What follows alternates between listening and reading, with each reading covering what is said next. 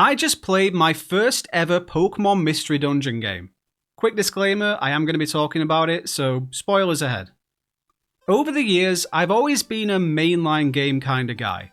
That's my primary point of engagement with the Pokémon franchise. But in these times of quiet at the moment, this video is being recorded in early 2025, we're still in the midst of a lengthy break between mainline games. If there's one thing I'm actually kind of grateful for, it's that I've been getting time to dabble in other things. Other areas of Pokemon I wouldn't usually give the time of day. Lately, that thing has been the spin-off game, Pokémon Mystery Dungeon Rescue Team DX. I went into this knowing absolutely nothing about Pokémon Mystery Dungeon. Literally the only thing I knew is that you play as a Pokemon, so I decided now was a good time to dive in and check it out. See what all the hype is about. Because I do see a lot of love around the Mystery Dungeon series online. Rescue Team DX is a remake of the first Pokémon Mystery Dungeon games, Red Rescue Team and Blue Rescue Team. Yeah, there were two versions, one for the Game Boy Advance and one for the Nintendo DS. Very bizarre. But let's have a chat about my experience with this remake as my first ever Mystery Dungeon game. So the premise of this game is that you play as a Pokemon. But it isn't quite that simple. You are actually a human who has mysteriously woken up as a Pokemon, with no memory of how it happened or even who you really were as a human. You take a little personality test at the very beginning of the game here to determine which Pokemon you are. But if you're not happy with it, you can just switch to a different one. I was never going to be anything other than Eevee, let's be honest. You can also choose another Pokemon to be your companion during this adventure. I steered hard towards a Johto starter, and ended up going for Chikorita, because Chikorita does not get enough appreciation. Together with your new best friend, you form a rescue team, whose purpose is to navigate and battle its way through these windy, zigzaggy dungeons to rescue Pokemon who need help. It's a fairly simple concept, but there are also plenty of mechanics to take in and learn. I actually live streamed the first few hours of my playthrough of Rescue Team DX, and I was planning on live streaming the whole thing. But being honest, I'm not great at learning things while I'm live on camera and having to manage all the other stuff that comes with it. And it led to me doing silly things like using ghost type moves on normal type Pokemon multiple times without realizing. So after those few hours, I took the rest of the playthrough off screen. Great light entertainment for any of you that were there for that though, I think you'll agree. But yeah, you have your familiar items from mainline games in here like Oran Berries and Max Ethers, things like that, alongside a bunch of new stuff specific to this game. And inventory management is really important. Run out of things you need while you're 12 floors deep in a dungeon, you're gonna have a bad time. In the same vein, you don't want to carry everything with you at once, because if you faint in a dungeon, you lose all the items and money you were carrying with you. The battling here is still a turn-based system, but there are more quirks to it. Moves have different ranges and areas of effect. Pokemon you defeat will sometimes befriend you after they've been defeated. Seemingly at random, I'm sure there is a percentage chance in there, and ask to come along on your journey. So that's how you recruit new Pokemon for your teams, as long as you have the corresponding camp unlocked for them to stay in. If not, they just leave at the end of the dungeon. I do like that you can hit the LB button to auto-explore the dungeon floor you're on too. Avoids you getting lost in them, as eventually you'll be led to the stairs to the next level. I believe the dungeons are just randomly generated as you go through them as well, because sometimes I drop down to the next floor and the stairs to the floor after that are pretty much right in front of me. The dungeons are repetitive. I swayed on my opinion a few times while I played through this game. I was enjoying it and then I started getting kinda sick of it, and then looped back around to enjoying it again once I got my head around all the controls and mechanics. It's actually a pretty addictive gameplay loop if you're watching TV or something in the background. So now I got the game's premise down, but as you get a little further into the game, we're pulled into an overarching story of Armageddon, basically. The world we've been thrust into as a Pokemon has become unstable. Natural disasters are cropping up all over the place.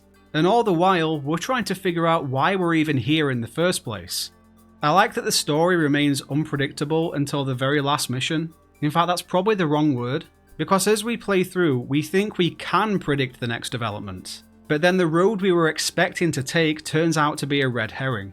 We're acquainted with a special spirit agent Gardevoir during these strange dreams we have every so often, and she tells us the story of her trainer selfishly abandoning her, after Gardevoir had jumped in the way of a curse being cast on them.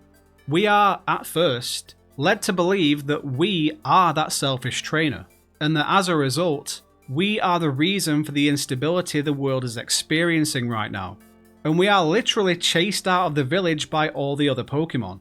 But then things take that left turn, as we learn that we in fact aren't that trainer.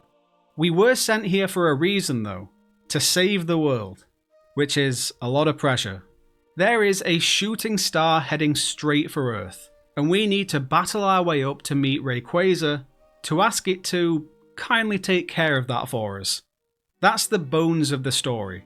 It's a very emotional one, because throughout all the grinding and the countless rescue missions, you genuinely do feel yourself growing attached to the little friend you chose at the very beginning. And at the end, when your purpose has been realised, and you're told it's time for you to leave and return to the human world, that hits really hard. Kinda glad I wasn't live on camera for that bit. I mentioned the grinding aspect can be kind of boring and repetitive, so it is good to do that while you're watching Netflix or something. When it comes to leveling your Pokemon up, the best way to go on that, if you're someone who doesn't enjoy grinding through multiple dungeons to level up your Pokemon, is to use the Makuhita Dojo. Decide on a main 3 Pokemon you want to use once you've recruited a fair few, and use that dojo to level them all up to somewhere in the early 30s. Once you get there, the game should be a relative breeze, and you can just enjoy the story. And speaking of recruiting Pokemon, for you fellow shiny hunters out there, you may ask the question, is it possible to find shiny Pokemon in this game? Yes, it is. There's only 27, I think I saw, that can potentially be shiny. Correct me if I'm wrong. Incredibly low spawn rate, almost impossible to befriend. But I did find one. I ran across a shiny Dragonite during one of my grinding sessions. That would have been a cool addition to the team, but so it goes, I had to wave goodbye. A couple more general points, this game looks really good. It's got this flat 2D style art, with more 3D Pokemon models dropped in there. And it works really well, I think. It's pretty simplistic, but it's so charming in how it's done. It's poppy and it's vibrant. And I'm not an artist, but kind of watercolory in places, I want to say. It's really nice on the eye. The music in Rescue Team DX is something people really recommended I pay attention to. And I can see why, because the music in this game has been looping in my head non-stop for the last 2 or 3 weeks. It's quite a soothing soundtrack to me. I could listen to this on repeat while I watch the sunrise with a hot coffee on a chilly Sunday morning. Apart from one, there's one track that plays in certain dungeons that really unsettles me. I'll drop it in here.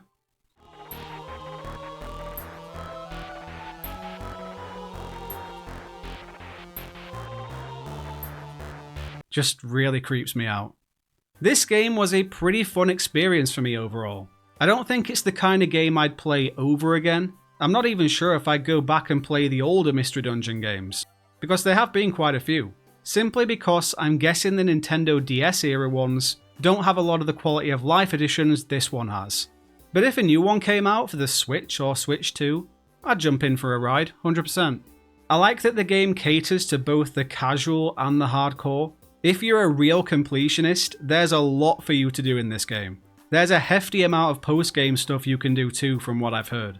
And if you're a more casual or story-driven player like myself, you can make the most of the game's accessibility to coast along quite comfortably.